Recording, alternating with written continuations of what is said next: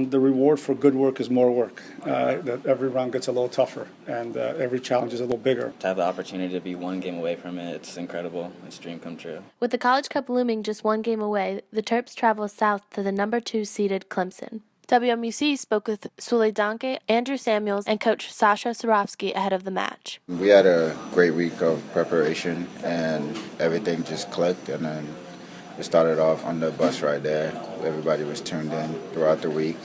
We knew what we wanted to do in that game. Like, we knew we could pin them in the first half, and then we executed well, and then we got the 2 goals. The goal that happened very quickly after your guys' second goal, how did the defense especially respond to, okay, we can't let them get another one?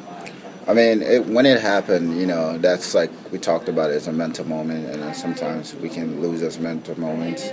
But it's what happened after that. After that goal, we just wanted to make sure not to give them anything else, especially set pieces. So that's what we focused on in the second half. How important is these weeks of rest in between the games going into these tough postseason games? I mean, it helps a lot, just getting the mind, the body, and then also with school, and it'll help you perform better. So that really helped us, and the coaches are doing a good job at training just to make sure they don't overwork us and stuff like that. And your role specifically has changed a little bit from last year. You're seeing a lot more playing time. What did you do over the off season, kind of working to fill in that defense that has been so consistent this year? I mean, I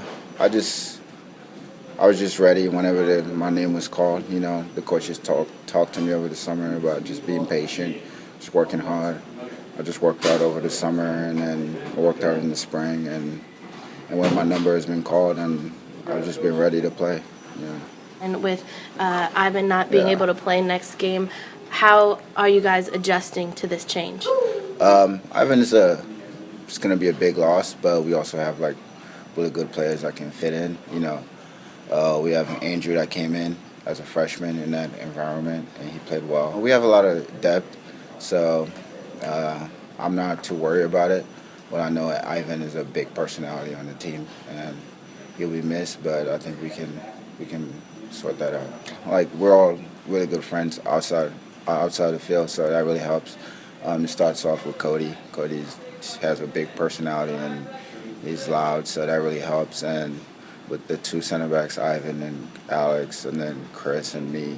So we just try to solve problems that it happens. If somebody sees something, I would pass it on and make sure everything is passed on to the team. Last game, you kind of stepped back into the defensive role when Ivan went out of the game. How do you feel your transition when your name was called going into that position last game? I felt confident I could do it. I've played center back growing up, and I've played center back even with this team during preseason, so I knew them with the back line, they knew me, and we knew that we could finish out the game. And going into next week, Clemson's a very offensive attacking team, and the team's now losing Ivan for that game. How are you approaching this week in practice? It's more likely that you'll see minutes and play in that back line? Yeah, I mean, Ivan's important to our back line, but without him, we have to get the job done. It just has to happen, so we're confident that we could do it. He's a great player, but we have also a whole bunch of great defenders on this team that could step up and do as well a job as he does. And as far as your freshman coming on to this team, you're now playing into December. Is this kind of a dream coming true right now? Yeah, it kind of is. I remember watching them in the College Cup 2 years ago and just knowing that I wanted to be there with that team and to have the opportunity to be one game away from it. It's incredible. It's a dream come true. Before we talk about next week, let's talk about the game against Notre Dame and this team's response to, they went up two goals and then they got the quick goal back. The response in the defense to kind of getting knocked down a little bit and then responding and not letting them score again. Well, the bad news was they scored right before half. The good news was before half, so we're able to address how to react to it as a group at halftime, and I thought we came out in the second half. I thought we managed the game well, and then, of course, playing a man down for the last almost 13 minutes was a challenge, but we stood tall. We battled hard. We made some plays, some blocks, and got the win. And last game, the team adjusted playing a man down. You put Samuels in, and that back line held. Is that response something that comforts you going into the game knowing you won't have Ivan again?